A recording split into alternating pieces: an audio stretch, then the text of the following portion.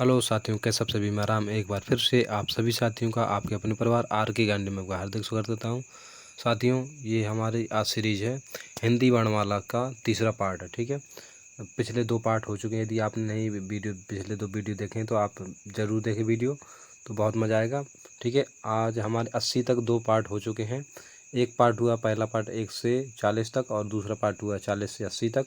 तीसरा पार्ट हम लगभग 110 क्वेश्चन में पूरा ये वीडियो वर्णमाला पूरा ख़त्म हो जाएगा। ठीक है, जिसमें पूरा वर्णमाला कवर हो जाएगा 3 वीडियो में। 10-10 मिनट की लगभग वीडियो होंगे, 10-10 15-15 मिनट की वीडियो में पूरा वर्णमाला के क्वेश्चन सारे के सारे कवर हो जाएंगे, जो पिछली ईयर में पूछे जा चुके हैं। पिछले सभी क्वेश्चन पूछे गए हैं। ठीक है तो शुरू करते हैं देर न करते हुए।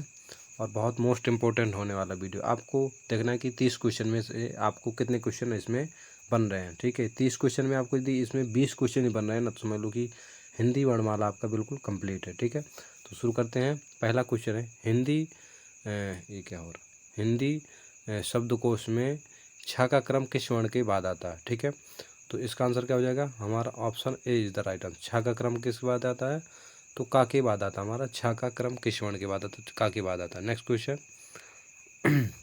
ये देखो, ये क्वेश्चन आया है हमारा UP triple SC video exam 2015 में क्वेश्चन ये पूछा जा चुका है। ठीक है, नेक्स्ट क्वेश्चन है ए वर्ण के उच्चारण के नाम हैं।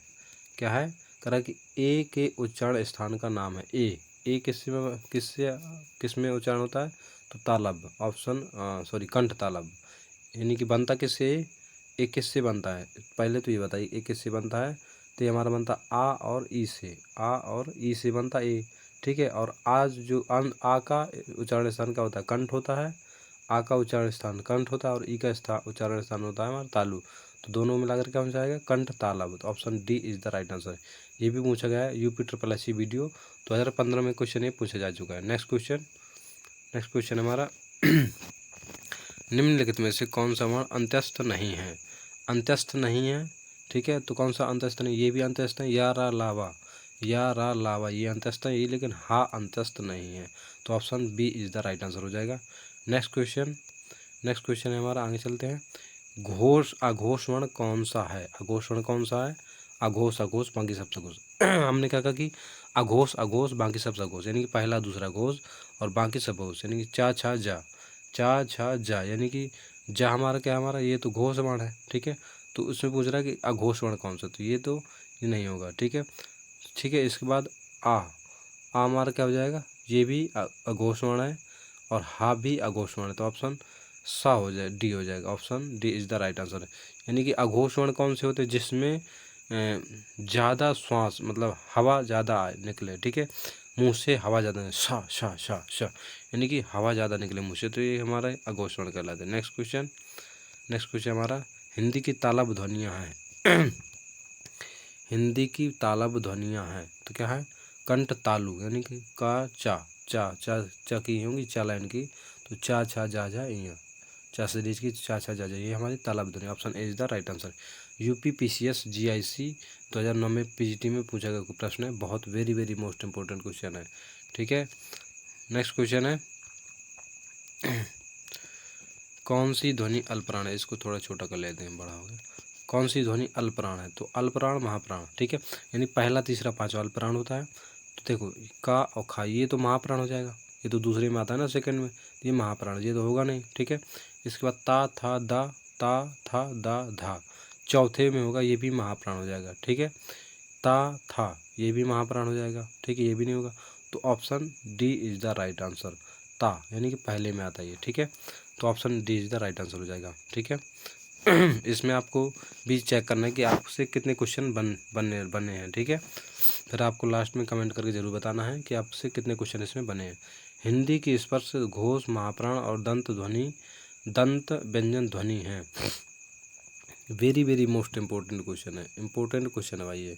ठीक है, तो इसका आंसर क्या हो जाएगा, स्पर्श भी होना चाहिए, घोष भी होना चाहिए, महाप्राण भी होने चाहिए और दंत भी और व्यंजन भी। ठीक है, तो इसका आंसर क्या हो जाएगा, देखो महाप्राण पहले हम पा फा बा भा, यानी कि चौथे में आता है। तो महाप्राण तो हमारा ये हमने कहा पहला चौथा, महाप्राण तो होगा। ठीक है, ये तो चल रहा है। घोष तो घोष भी है, ये सही है।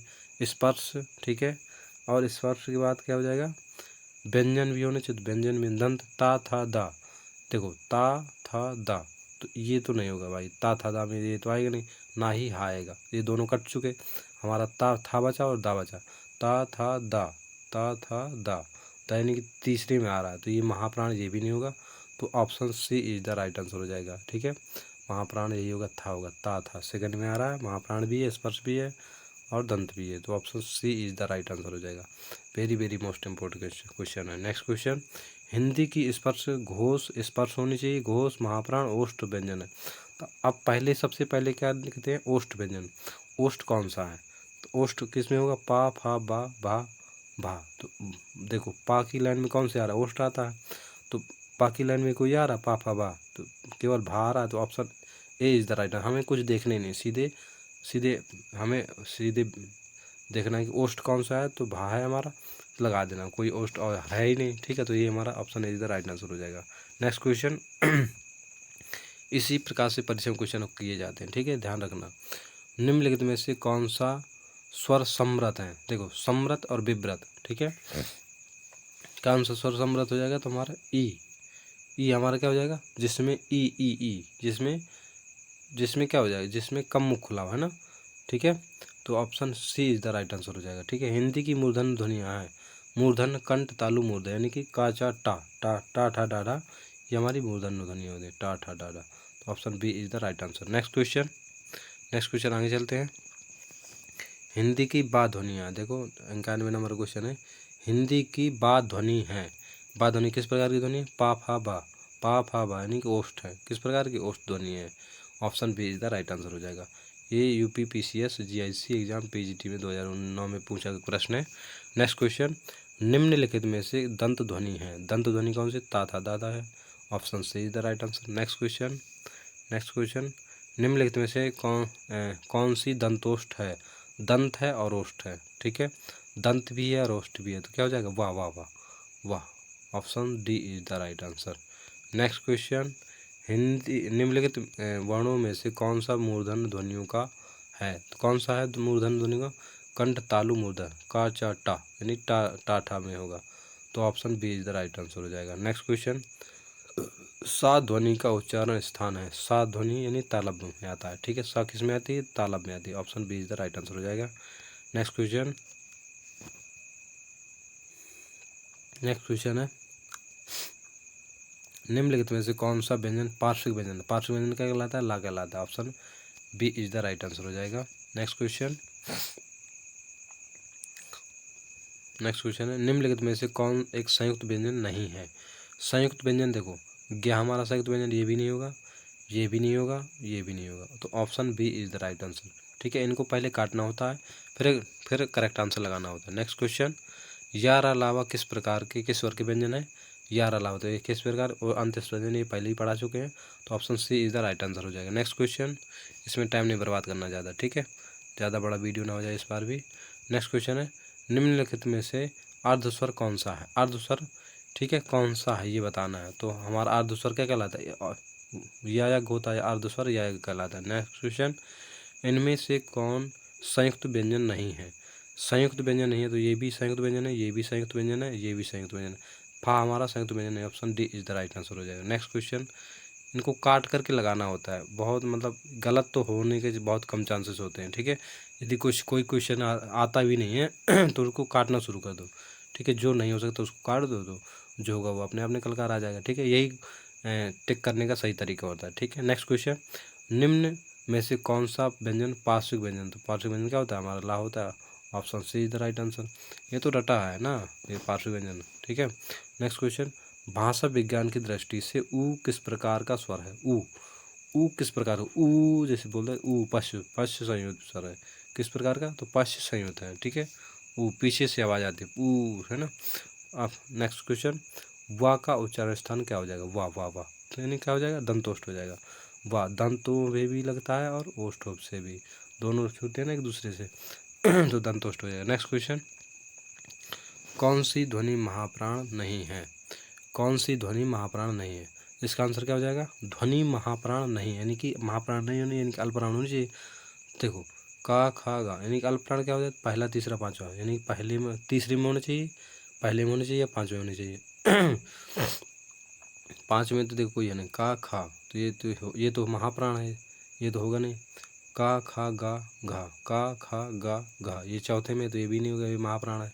चा छा जा, ये है हमारा अल्प प्राण, ये तीसरे में आ रहा है। ठीक है, तो option C is the right answer. Next question, किसी वर्ग का उच्चारण स्थान कंठ तालु है। किसी वर्ग का उच्चारण क्या है? कंठ तालु है। तो कंठ तालव क्या होता है? कंठ और तालु तो किससे बनता है? आ और ऊ से मिलकर, तो कंठ तालु हो जाएगा हमारा ऑप्शन आय हो जाएगा। क्या हो जाएगा? आय हो जाएगा।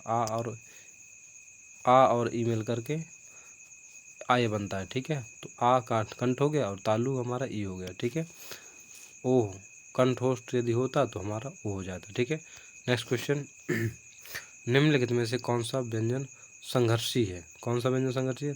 तो ऑप्शन सी इज द व्यंजन राइट आंसर। ठीक है, साखे साहा होता है हमारा उष्म संघर्षी व्यंजन। नेक्स्ट ये देखो, ये क्वेश्चन आया यूपी SSC चकबंदी लेखपाल परीक्षा 2015 में क्वेश्चन पूछा जा चुका है। Very very most important question है। ठीक है, नेक्स्ट क्वेश्चन है, निम्न में से कौन सा व्यंजन स्पर्श संघर्षी व्यंजन है? स्पर्श संघर्षी व्यंजन कौन सा है? स्पर्श संघर्षी व्यंजन है हमारा जा। ठीक है, ये उसमें जो सीरीज में आते हैं ना 25 व्यंजन, ये स्पर्श संघर्षी व्यंजन कहलाते हैं। ठीक है, नेक्स्ट क्वेश्चन हमारा, विसर्ग से बना शब्द कौन सा है? विसर्ग से कौन सा शब्द बना है? नी धन इस पर बना, बाकी कोई शब्द विसर्ग है ही नहीं, लगा ही नहीं है। नेक्स्ट क्वेश्चन है, तालव्य व्यंजन कौन से हैं? कौन सा तालव्य व्यंजन है? का चा टा ता ता, कंठ तालु मूर्धा का तालब का चा, तो तालव्य व्यंजन हमारा option B is the right answer हो जाएगा। चा छा जा जा, कंठ तालु दूसरे में आ रहा है। ठीक है, कौन वर्ण घोष नहीं है? घोष नहीं यानी कि अघोष है। अघोष है का मतलब अघोष यानी पहला और दूसरा, अघोष ता था, यानी कि option C is the right answer हो जाएगा। Option C is the right answer हो जाएगा। ठीक है, नेक्स्ट क्वेश्चन, किस शब्द में री स्वर नहीं है? किस शब्द में री स्वर नहीं है? तो आज में हमारा री स्वर नहीं है। आपको ये वीडियो अगर अच्छा लगे तो हमारे चैनल को लाइक शेयर करें, और आपने इसमें कितने सही किए आप लोग कमेंट जरूर करके बताएं। और अगर आपको इस रिलेटेड कोई भी क्वेश्चन पूछना तो हमसे इसमें ज़रूर कमेंट करें और हम आपको ज़रूर जवाब देंगे। धन्यवाद।